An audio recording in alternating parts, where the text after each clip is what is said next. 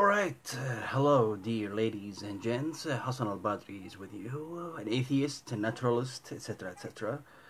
This video is about the dear Professor Lawrence Krauss.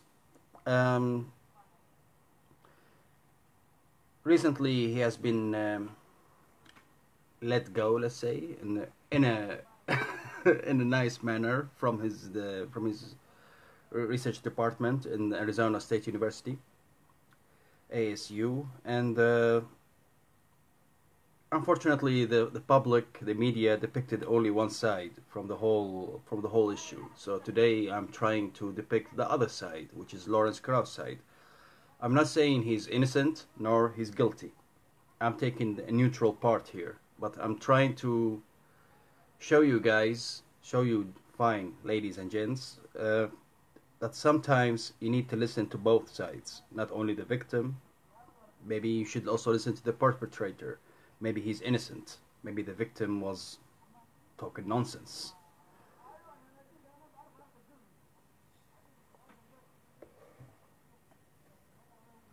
This video is going to be a bit lengthy, so because I'm going to read an article, and then I'm going to read the full, extensive, detailed rebuttal of Lawrence Krauss himself, what he said, what he wrote, basically. So first I'm going to read an article by sciencemag.org. The article titled University Finds Prominent Astrophysicist Lawrence Krauss Grabbed a Woman's Breast, published on the 3rd of August this year, 2018. An investigation by Arizona State University, ASU, in Tempe concluded this week that high-profile astrophysicist and atheist Lawrence Krauss violated the university sexual harassment policy by grabbing a woman's breast at a conference in Australia in late 2016. Responsive action is being taken to prevent any further recurrence of similar conduct. ASU Executive Vice President and Provost Mark Searle wrote in the 31st of July letter to Melanie Thompson, a microbiologist based in Ocean Grove, Australia, who is an outspoken advocate for women in science. Thompson, who witnessed the breast grabbing incident, received the investigative report from ASU, Office of Equity and Inclusion, and shared it with Science.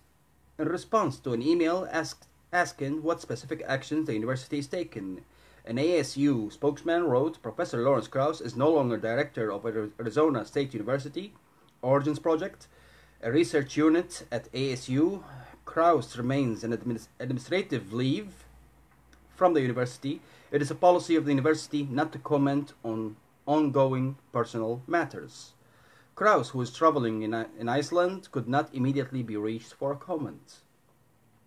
The news comes one day after Krauss announced on Twitter that his position as director of Origins Project, which proves the beginnings of the universe, was not renewed for another 5-year term. ASU placed Krauss on paid administrative leave on the 6th of March, 2 weeks after BuzzFeed published an expose describing multiple sexual harassment allegations against him. It barred him from campus during the probe. The university would not say whether it has reached conclusion on the credibility of the other allegations in that article. Thompson first filed a complaint with ASU at the incident in July 2017. The university quickly concluded that there was insufficient evidence to find Krauss had violated ASU policy, but it reopened the probe in February after publication of the BuzzFeed article, which described the incident in Australia, as well as several others. Krauss offered an extensive rebuttal. I'm going to read that rebuttal to the BuzzFeed article.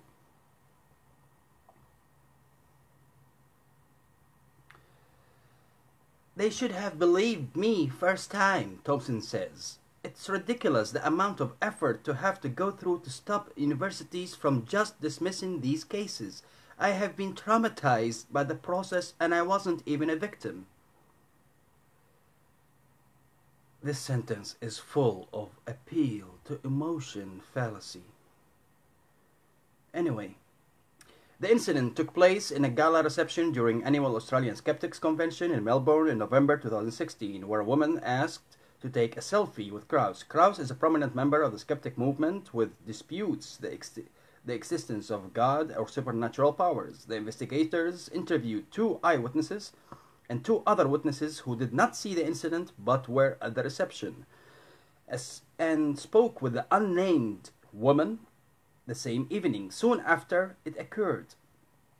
They described her variously as frazzled and troubled and shocked, according to the report.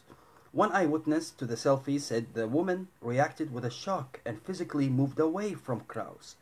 A second said the woman body-checked Krauss immediately after he grabbed her breast. The unnamed woman, who, according to the report, declined to be interviewed by the investigators when the probe was first opened in the summer of 2017, did speak with them in March.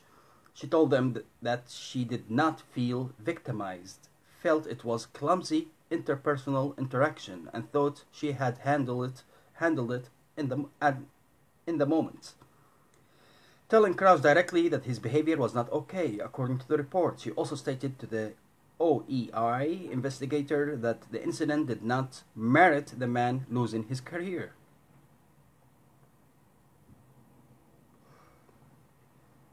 Krauss denied the investigators that he touched the woman's breast.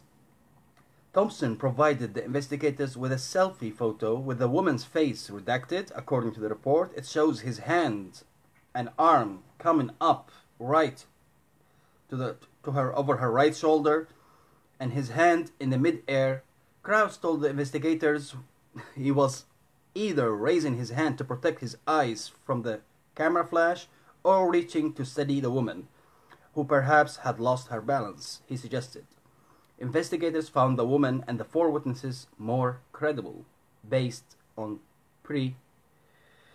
preponderance of the evidence, according to the report. So, that's basically it. When you judge a case, you should always hear both sides. Here we are hearing one side. The BuzzFeed article is also one-sided. It's telling the victim side, not telling Krauss's side.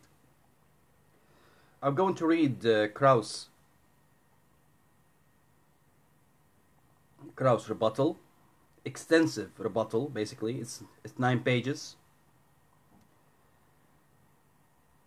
He wrote it in February 2018, titled My Response to the BuzzFeed article of February 2018, Lawrence M. Krauss.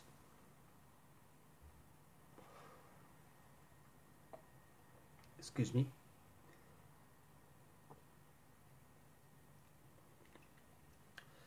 All right.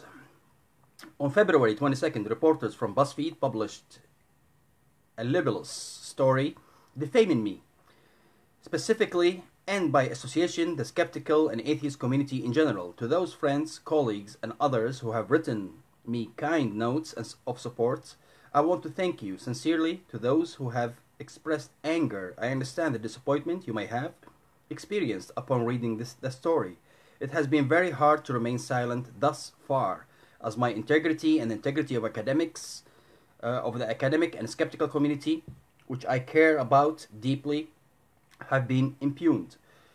While it has gone against every grain of my nature not to immediately speak and write against falsehood and distorties imposed upon the public, I have been advised by many individuals, wise and more experienced than I in these matters, to wait until calmer heads, including my own, prevailed. I should note that Arizona State University has placed me on paid administrative leave as per normal procedure, while it reviews claim arising from the BuzzFeed article. I will inform the public of the results once that review is concluded. In this statement, I am to address 3 questions. Was BuzzFeed's story accurate? Does it accurately portray me? And did they do the community a service?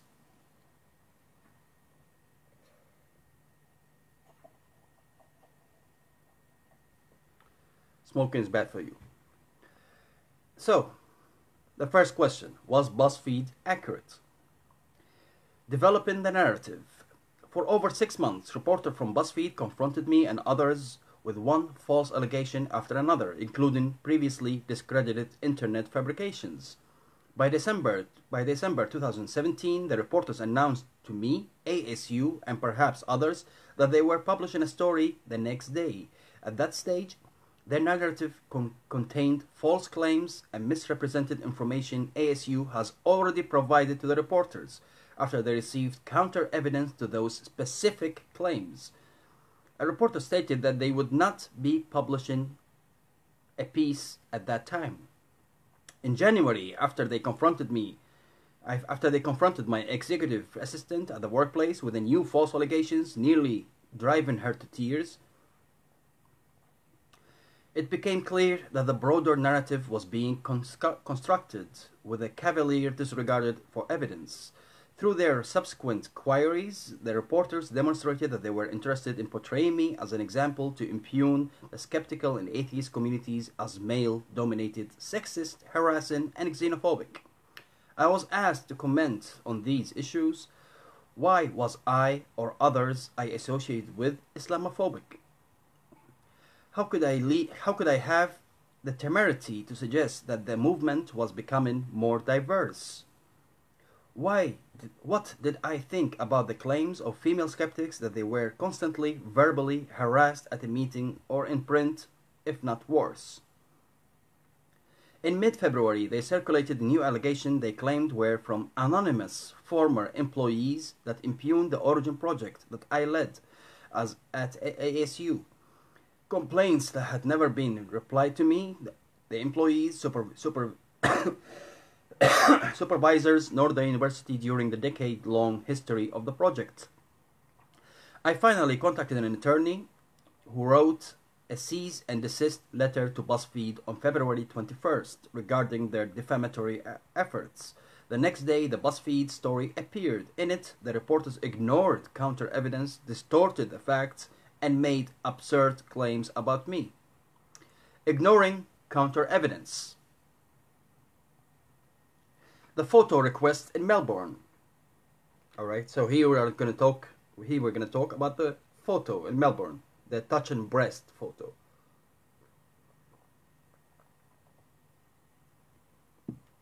By Lawrence Krauss himself, explained the incident. We should hear both sides.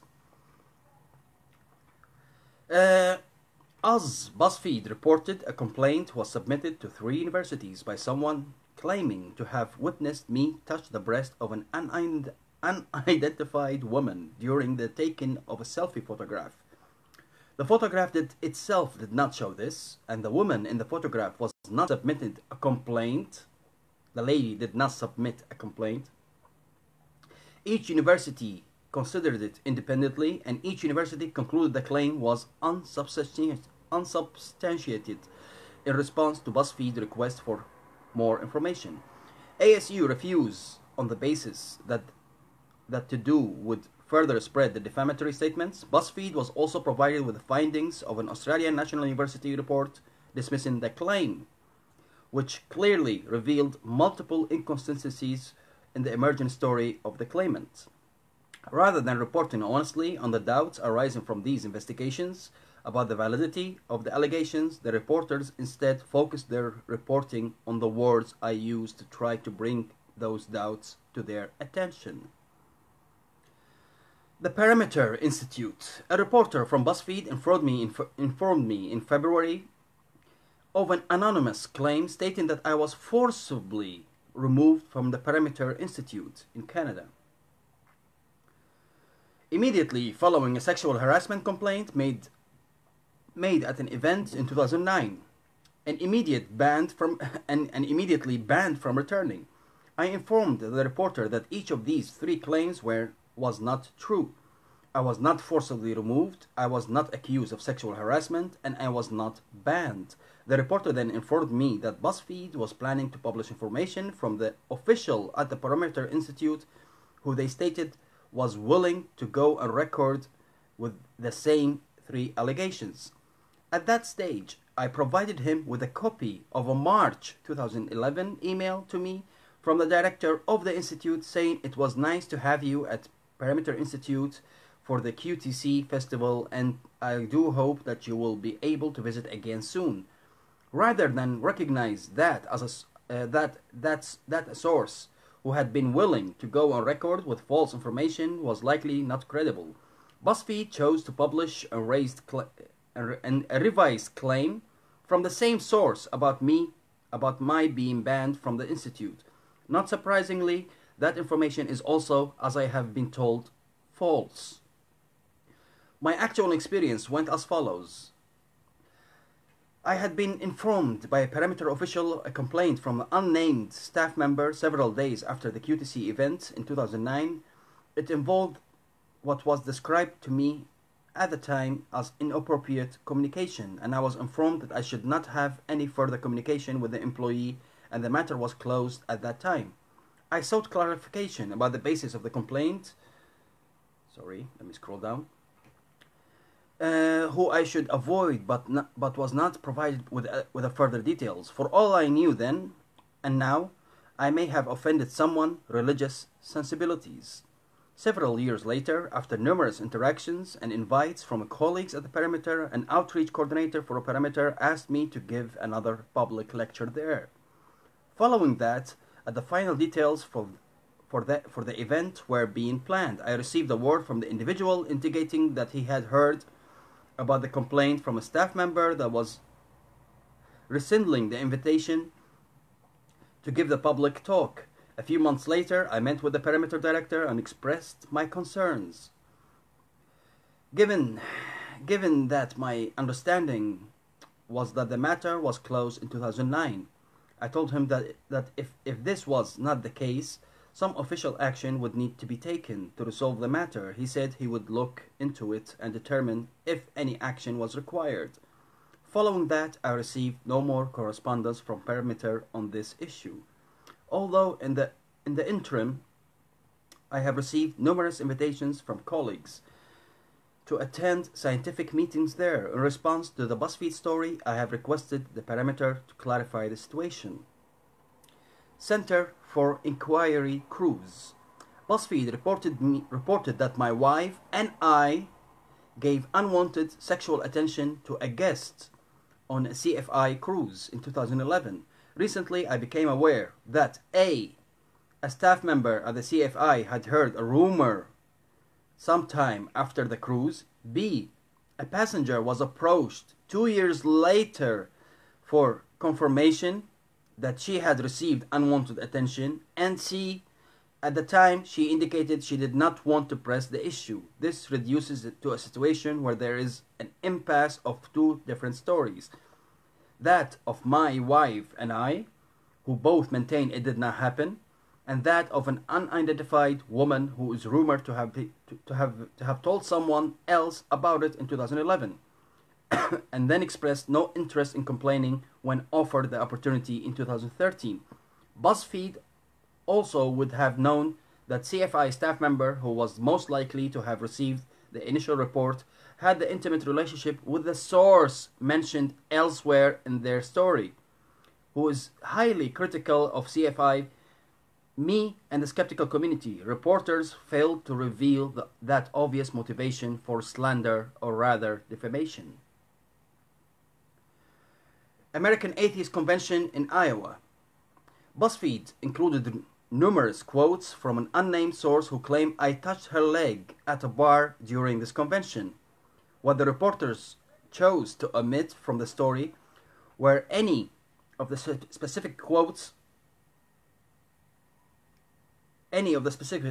from a lengthy, detailed testimonial of Dr. Robin Cornwell, then was the executive director of the Richard Dawkins Foundation, which was one of the groups coordinating the convention. Dr. Cornwell was one who arranged the meeting at the bar with myself and several others from the foundation. Dr. Cornwell made it clear to BuzzFeed that she had vivid recollection of the evening because at that time she was taken aback by the openly flirtatious behavior of a young woman who joined the group. Her persistence in repeatedly inviting me to a hot tub, and her strong reaction to my rejection. Dr. Cornwell offered a detailed account of who was there, where they sat, and how the conversation proceeded, including the overt nature of the woman flirtation and my obvious discomfort. She also described to BuzzFeed her reaction months later when discovering a defamatory blog post about the incident, which she brought to my attention. Rather than presenting a single detail of Dr. Cornwell's thorough eyewitness testimony that was completely counter to the claim they wanted to report, BuzzFeed merely stated that Dr. Cornwell was a friend who backed my account.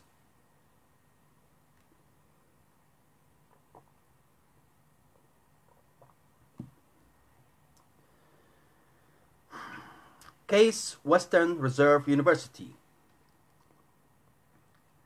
BuzzFeed reported on an occasion when a dean of CWRU induced a student to submit a harassment complaint about discussions we had that made her feel patronized and uncomfortable.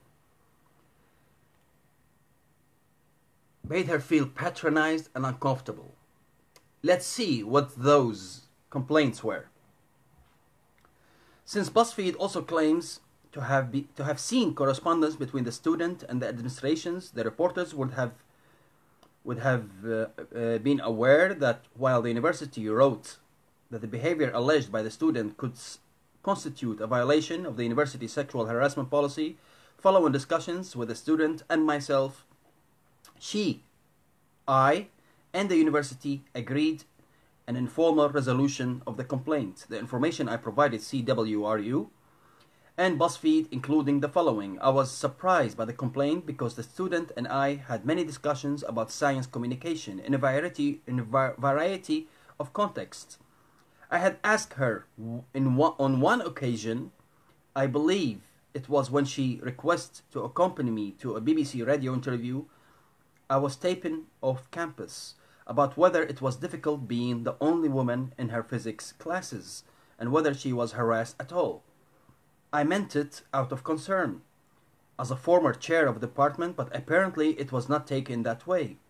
So he asked her, is it uncomfortable that you're the only lady in the class? And have you been harassed at all? That's patronizing and that's uncomfortable.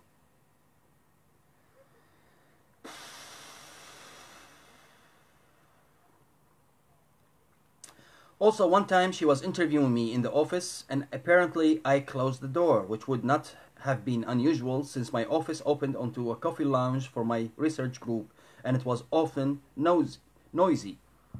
While I do not recall, I apparently asked her if she wanted to get something to eat. Again, this was not unusual. I often choose to agree interviews over meals so I can kill two birds with one stone. I also have meals or coffee with students, as do many of my colleagues. Moreover, because she had asked once if I would meet her off campus for a coffee house or for an interview, I did not go. Not because I felt it was inappropriate, but because I didn't have time. I wouldn't have thought my request would make her uncomfortable. I had no inclining that it did not. That it did until she wrote later about her concerns in a student paper. Moreover, there were interactions after the interview which gave no indications of discomfort. She has asked for a recommendation for a fellowship to attend a conference in Boston I was speaking at, and I wrote one for her. There, she reached out to my wife and me and asked to share a taxi ride. She was quite outgoing and irreverent, both of which I encourage. That's why I was surprised to later learn of her article in a student paper complaining about the language I used. BuzzFeed misrepresented the context, the nature of the complaint, and its resolution. They instead focused on CWRU, surprising directive almost 5 months later, after I had already left the university for the Dean of Physics chair to approve return visits. I did return various times over the following years to lecture and to talk to colleagues. The hotel dinner date.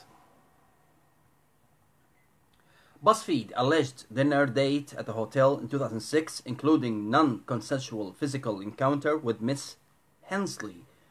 This is the most egregious of the BuzzFeed claims, and by its very nature the hardest to substantiate or dismiss, as episodes such as this ultimately devolve into an impasse of two conflicting personal accounts. As I stated to reporters, everything about the evening appeared to me to be a consensual, reciprocal, mutually enthusiastic, and respectful physical encounter, concluding with a mutual decision not to proceed further toward sex. I recall that Miss Hensley was happy to come to have dinner date in my hotel room. Without getting into too much detail, I also vividly remember being playfully pinned to the bed by her at least once. The decision did not take it any further, was mutual and discussed politely. We both did not feel comfortable about doing more than we did. As I also related to the reporters, my sense of the encounter was consensual, was reinforced the following day with Miss Hensley and I met for lunch, and following that, years later, at the Reason Rally in Washington, D.C., where she welcomed me. I recently learned from the CFI staff that Miss Hensley had been happy about the possibility of introducing me at the event. While I want to emphasize that I understand that such shows of a warmth are no guarantee that people have not experienced sexual harassment, my own recollection of the events and her behavior are all I have to go on. Excuse me. BuzzFeed wrote, "Our reporting is based on official university documents, emails, and interviews with more than 50 people. The statements create the inference that the article reflects denial by one versus the claim made by many others. It could lead the reader to conclusion that over 50 people have supported their false and primarily anonymously sourced piece. A number of the people they contracted blind copied me on their response, in which repeated the refrain, 'That is not what happened,' or 'This is not how Lawrence behaved.' The story represents a series of largely anonymous hearsay claims against me, and that that they were encountered by at least an equal number of presentations of counter evidence by numerous individuals and two reputable academic institutions. False innuendos. The second feature of the BuzzFeed article involved the systematic distortion of facts to present them in the worst possible light. After the BuzzFeed reporters repeatedly requested a statement from ASU about any claims of sexual harassment against me, ASU responded that there had been no such claims against me and at the university by any student, staff, or faculty. When BuzzFeed asked for details for an external claim from Australia that they later published, the university informed them that the claim has been deemed to be defamatory by the university and had been accordingly dismissed. ASU stated the following: "We believe that disclosure of the communications would be republication of defamatory statements." Accordingly, I wrote the reporters and characterized this result, combined with the findings of the ANU report, as implying the universities found the claim was fabricated with malicious intent. The reporters went to both universities and asked if they used the specific language, which they did not. One reporter wrote to me about that, and I reminded them that there was my choice of words, because I took that aptly to describe the combined findings. BuzzFeed used this linguistic difference to suggest I lied about the university's findings rather than discuss the substance of those findings.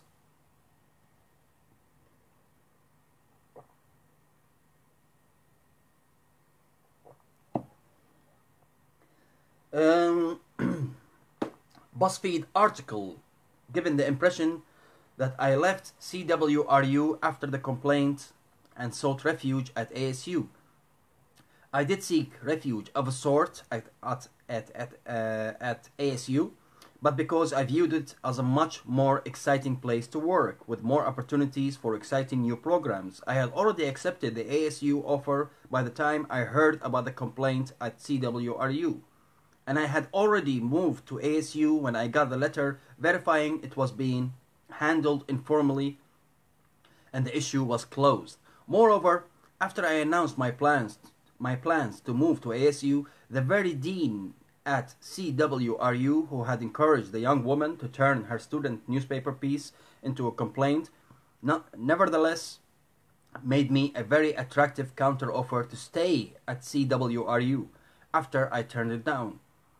I was assured by both the dean and the president that if ASU wasn't all I had hoped, I would be welcome to return. The same distortion was used to describe my departure from ANU after the Australian complaint was dismissed by the university, making it seem like I was leaving in shame. In reality, I had accepted the visiting position there because my wife lived in Australia, but in 2014 she moved to the United States, so I visited much less.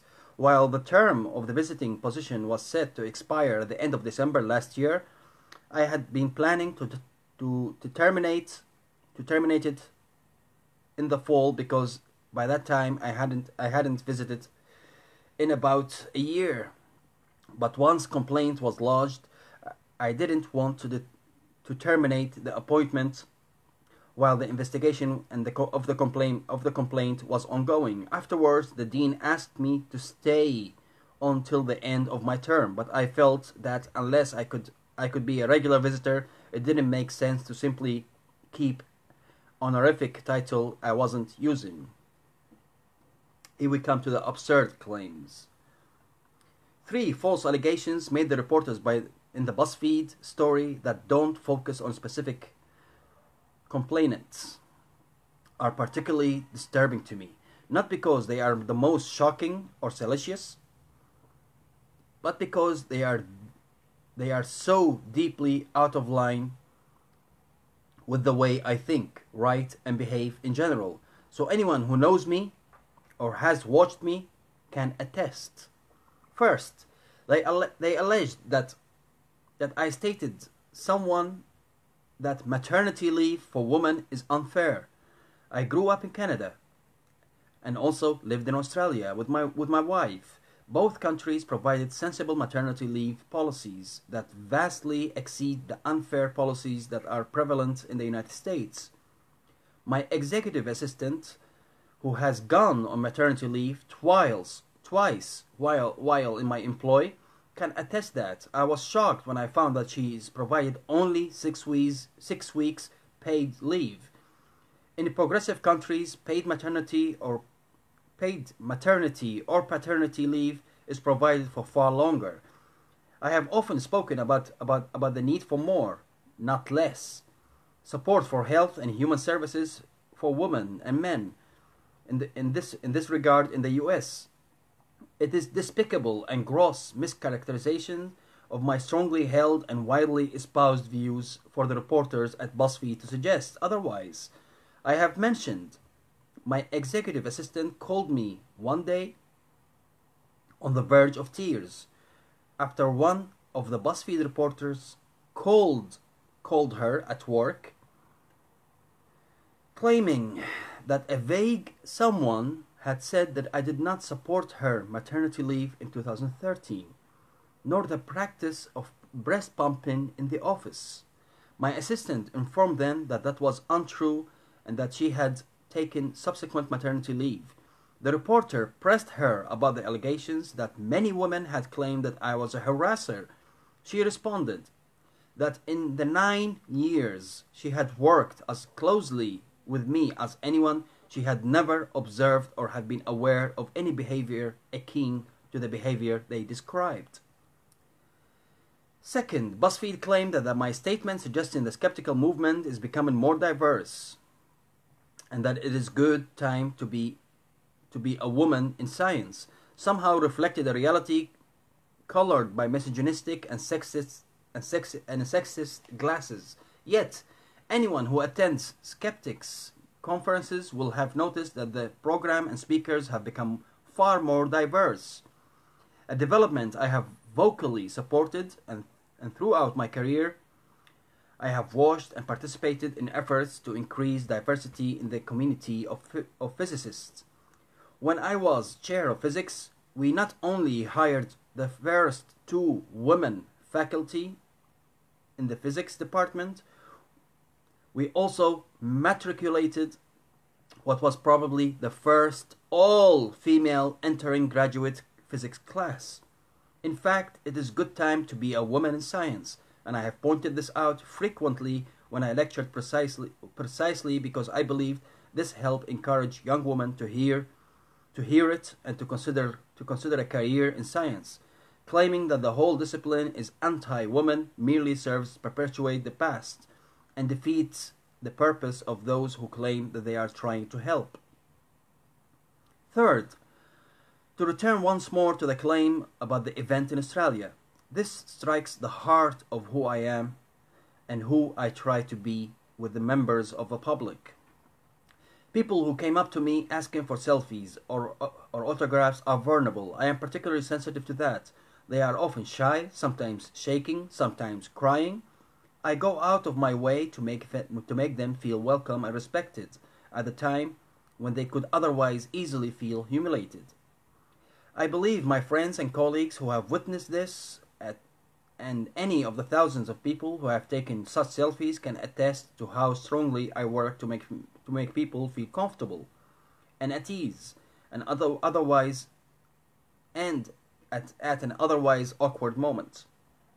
And while I have sometimes been groped, kissed by others during the process, I have treated even these people and situations gently and kindly and tried not to embarrass anyone. Does the story accurately portray me? I am a professor. My job is to teach and create environment for learning. I am by nature informal, even in formal circumstances. This has often held me in a good stead because it can create an atmosphere of an open and mutually respectful communication. Nevertheless, my familiar way of communicating could also be misrepresented as a lack of respect. I am also brash and outspoken, sometimes obnoxious, in public and in private. It is clear that there has been many times when my statements designed to provoke discussion had made people feel intimidated, uncomfortable, or unwelcome to openly voice their concern. I apologize to anyone I made feel this way, and I hope that those who interact with me in the future will feel free to speak out and to let me know immediately if my remarks seem so. My chief priority in my own communication is and will be to create and maintain a safe atmosphere to open dialogue of any matter and to provoke that dialogue. I am an outgoing, friendly, and joke with people during social occasions. My intentions have never been to demean anyone, objectify them, diminish their sense of self-worth, or discourage them to expressing themselves for any occasion where my friendly and openly demeanor caused discomfort. I apologize for my lack of sensitivity. It was certainly not my intention. I understand that there are many legitimate reasons for why people may feel unable to speak out in uncomfortable situations due to social, professional, or power dynamics. It is very important to me that the people who are able to speak openly with me, whether or not my remarks seemed inappropriate in any way. I have been teaching, writing, and speaking publicly for over 30 years. BuzzFeed described 2 instances in which my language was interpreted as inappropriate. This does reflect that some people are upset enough by my language to express concern to someone other than me directly. It concerns me that there have been such cases.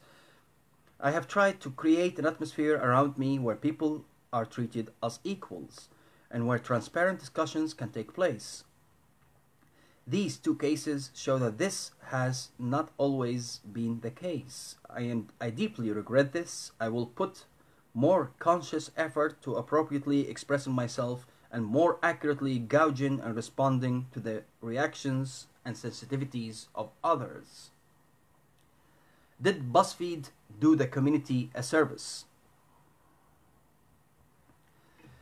There are a variety of reasons that I believe the answer to this question is no. First, sexual harassment, and indeed any form of harassment, is a serious offense by its very nature, but that nature needs to be carefully defined, and it certainly wasn't in the BuzzFeed article.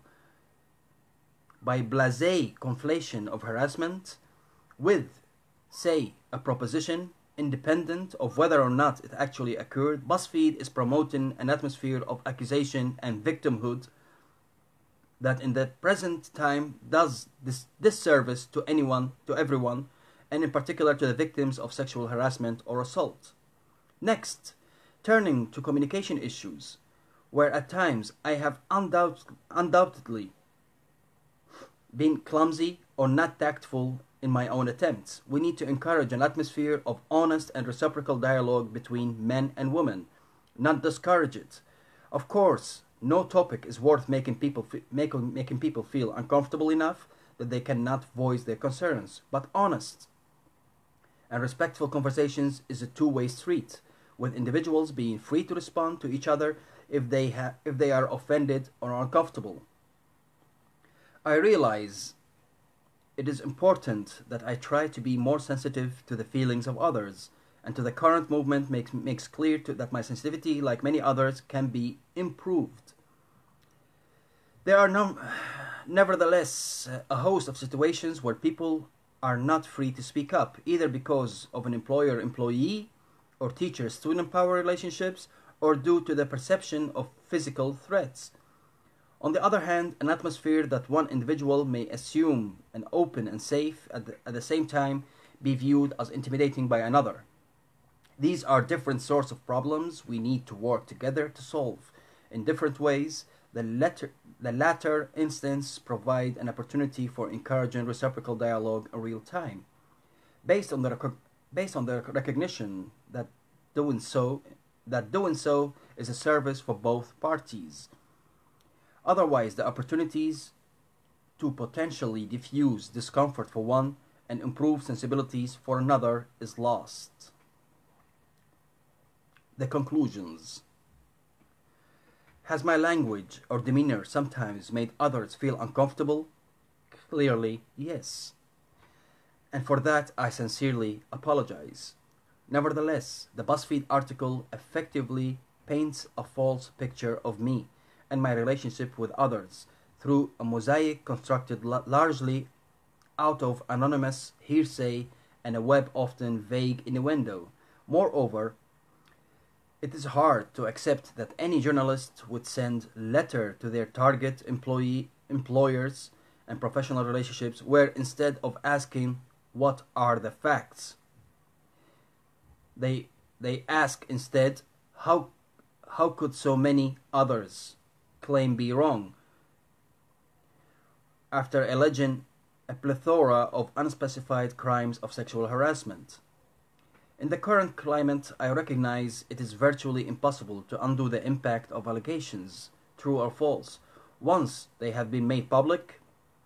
But if I am to argue that it is important to engage in a dialogue, I also need to respond to the claims against me and others that I find false and inappropriate, and to present what I view as accurate portrayal of facts, reliance on evidence, and respect for the community.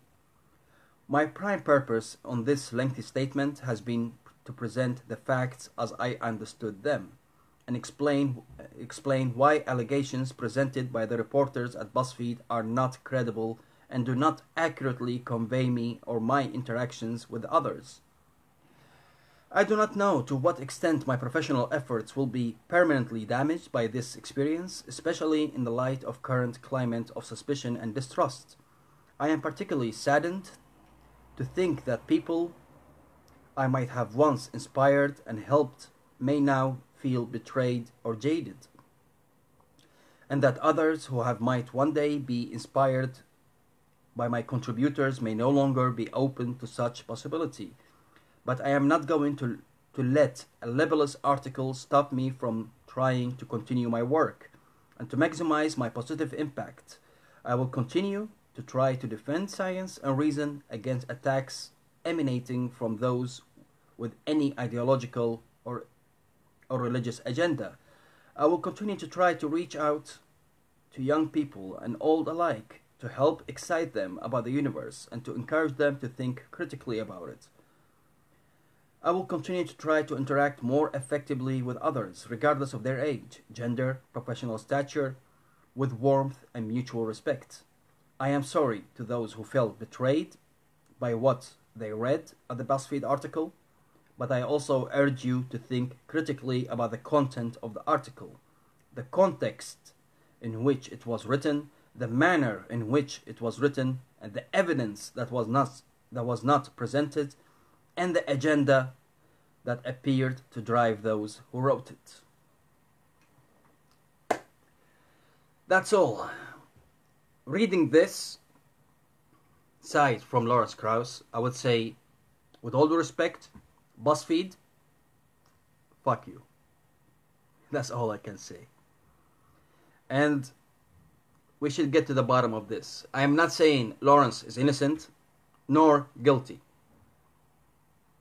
I am saying he's innocent until proven guilty. Okay? I just want to show you the other side of the story. Alright, guys? That's all for now. Love you all. Cheers, love, and respect. Kisses to you.